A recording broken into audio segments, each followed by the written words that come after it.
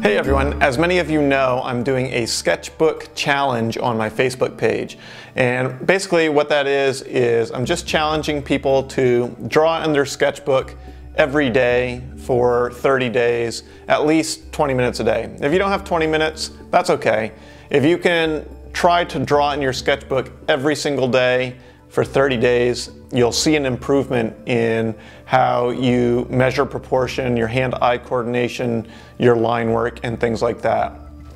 So that's basically the challenge, is to get yourself into the habit of drawing every day. And as part of the challenge, I'm asking people to go on my Facebook page and post some of their sketches that they do during the week. Starting this week, or actually next week, it's Friday right now, so starting Monday, what I'm going to do is I'm going to start commenting with some tips and help. Right now I wanted everybody to kind of get started and just get going with the sketching, and then eventually I wanted to throw in some advice and things like that. One thing that I wanted to do for the sketchbook challenge is to make some videos to help people get started. Sometimes it's hard to know where to start, what to work on, what to practice, and things like that, especially if you didn't go to art school or you know, haven't had any form of art education before. This will be really helpful to give you kind of a guideline or some guidance in what to practice. So what I'm going to do is I'm going to start out, especially with the early videos, I'm going to start out easy and do some things that you can practice, and then as you know, as the weeks go on, I'll go a little bit more difficult. I'll do some videos that are a little bit harder and cover things that are a little more advanced. When I first started doing art, I always liked to sketch and draw. I wanted to be a cartoonist actually to start with, and then eventually I turned into being a fine artist and selling paintings and teaching painting. But I figured one of the foundations of painting is being able to draw and being able to read proportion and things like that. So that's why I wanted to do the sketchbook challenge, is to try to get everybody to get better at art, get better at drawing, get better at sketching, and in turn your paintings will be a lot better.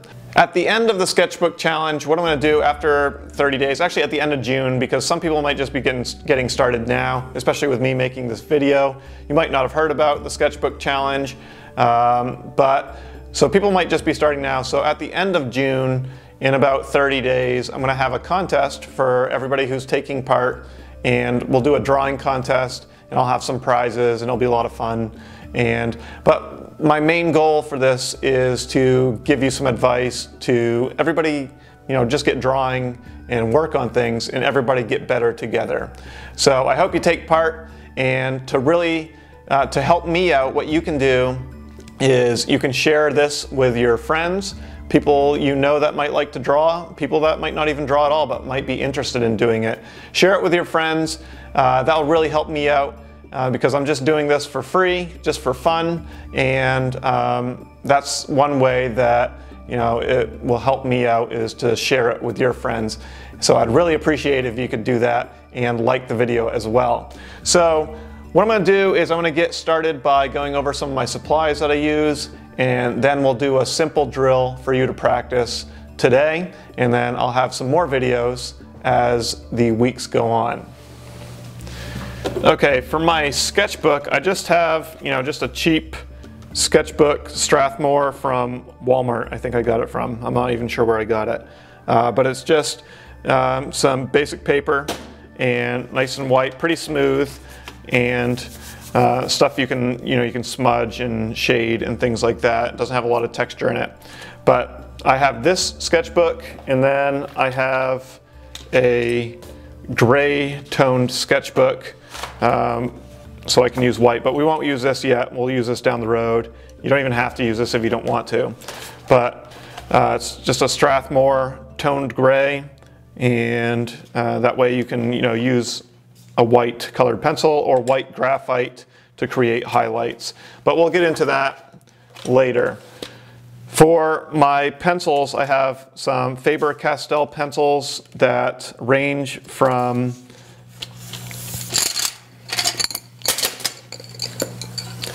from HB to 8B, and I think that's 8B. It's shiny, so I can't really tell. Yeah, it's 8B.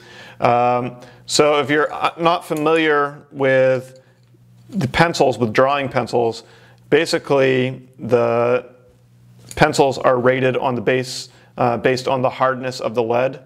So an HB for this set is the hardest pencil. So it produces the lightest lines, and you can get the finest lines with the HB for this set. There's actually sets that will go from 2H, 4H, 6H, 8H, 12H. They just keep going up, and the hardness of the pencil lead produces finer lines, and I'll show you that here in a minute. So I don't really care for the 2H and above. Sometimes I do have some 2H pencils that I use every once in a while. So if you have some, you might want to try them out, see if you like it. But the amount of pressure I apply to the pencil kind of determines the weight of the line too. So it goes from HB. We have a B, a 2B, a 4B, a 6B, and an 8B. So the 8B is the softest lead, so you'll get the darkest and heaviest lines with an 8B. So HB is the lightest, 8B is the darkest.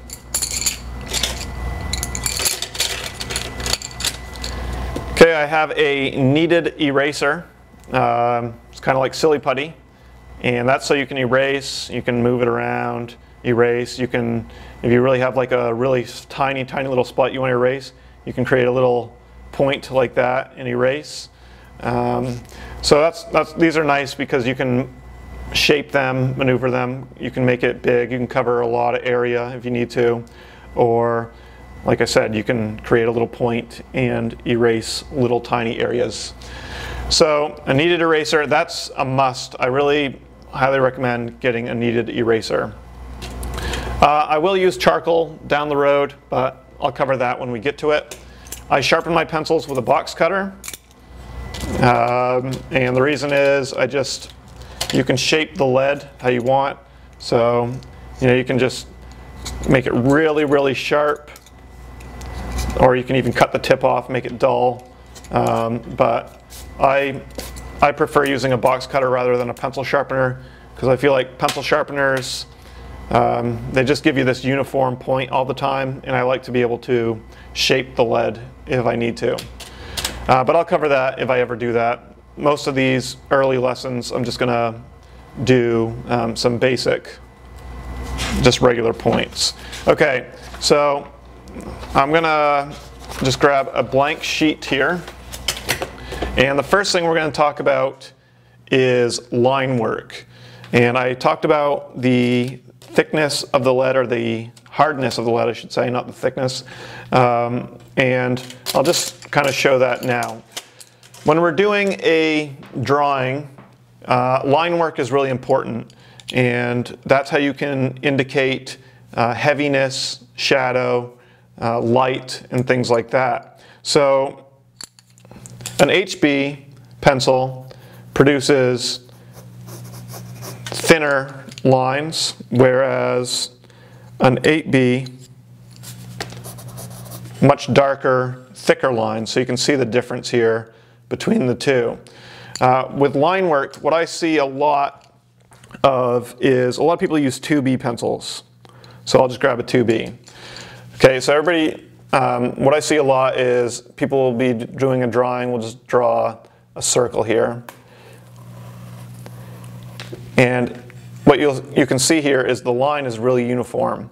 So it doesn't really indicate any sort of light or shadow or anything like that. Sure, you could do a little shadow under the circle to create, maybe some more dimension. But line work is really important, and what that means is if I'm drawing a circle and we get down here where there's more weight and I put more pressure, the line will get thicker, and then as I come up here, apply less pressure, it kind of indicates that light is coming and hitting this side, and then when you put a shadow in, it's more dramatic. So One thing you can do is work on your line work. And again, the different types of pencils will give you different lines. So if you switch between those a lot, you'll just automatically create some good line work. But the amount of pressure you apply, this is my 2B here. So if I'm drawing a line and I apply more pressure and less pressure, more pressure, you're going to get better lines in your drawings. Okay, so let's just kind of put this in action a little bit. I'm going to grab my 2B. Actually, I'm going to grab my HB, my 4B, and 8B. These are the 3 pencils I use the most, actually. And let's just draw a tree. And let's draw the tree how, I'm using the 4B, how I see a lot of people doing it. We've got a tree here, we got branches coming off. But you can see I'm applying the same amount of pressure throughout. So there's not really a lot of line work. It's, my lines are still okay because I've got them not just uniform, they're kind of squiggly. And that's another thing, you want to make your lines have some movement in it. But okay, so the line work here is all really uniform. So that's it's a little bit boring and it doesn't really indicate any light or anything like that. But if you were to use the variety of pencils here, I'll start with the HB and we'll just draw a similar tree here. We'll say this is the front of the tree, so it's a little bit lighter. Switch to my 4B. This is the back of the tree. Okay, and then underneath this branch has a little bit of shadow. Okay, back to my HB.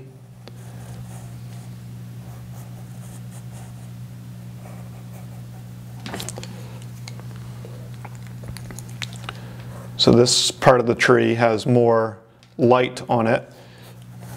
And as we get up to the top here, the branches are a little bit thinner, so they're not quite as heavy.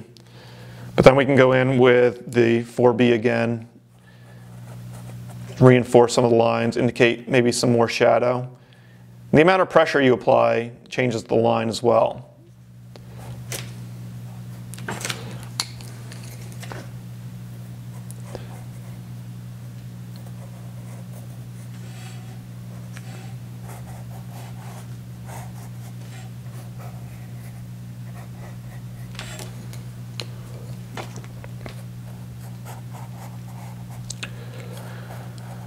So if we add some weighted lines up here, we start to get some more dimension. You can see some of those faded branches look like they're further back. Some of the darker ones look more close. So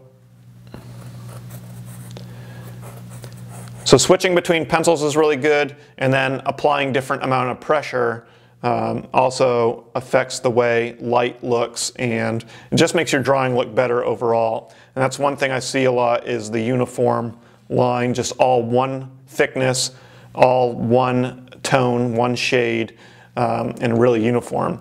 So another thing is, like I just mentioned, the thickness. Sometimes you want to have maybe a really thick line to indicate some shadow.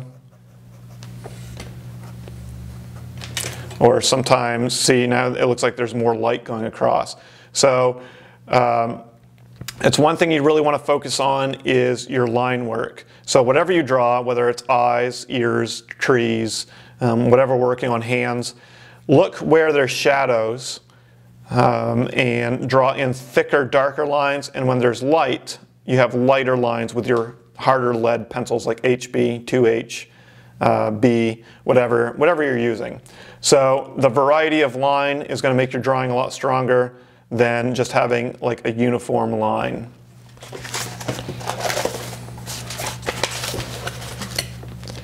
Okay, and this drawing of eyes that I did, you can see the line work a little bit. We've got some lighter lines at the base of the eye because there's usually a little highlight on the bottom lid, and then darker lines on the top, and then darker lines around the pupil, or around the iris and around the pupil. So you just have a variety of lines, your drawing is going to be that much stronger. So that's one thing I want you to work on for your first sketch from the video. You can draw whatever you want. Just try to work on the line work. Get some nice dark lines, some light lines. Dark lines where there's shadows, where there's weight. Like a foot hitting the ground is going to have a dark line underneath it. A hand out in the light, the edges are going to have light lines on them. Just try to think about what you're drawing. Look at reference photos and look where there's light and try to work on your line work. Okay, so your first step for the sketchbook challenge is to work on line work. I will have some exercises to do in the next couple of days with certain things to draw, and we'll start talking about proportion, measuring, and things like that. So again, to help me out, I'd really appreciate if you could share this with your friends, like the video, comment, show your pictures, just join in and have a lot of fun, and let's all get better as artists together. So thanks for watching, and I'll see you again soon.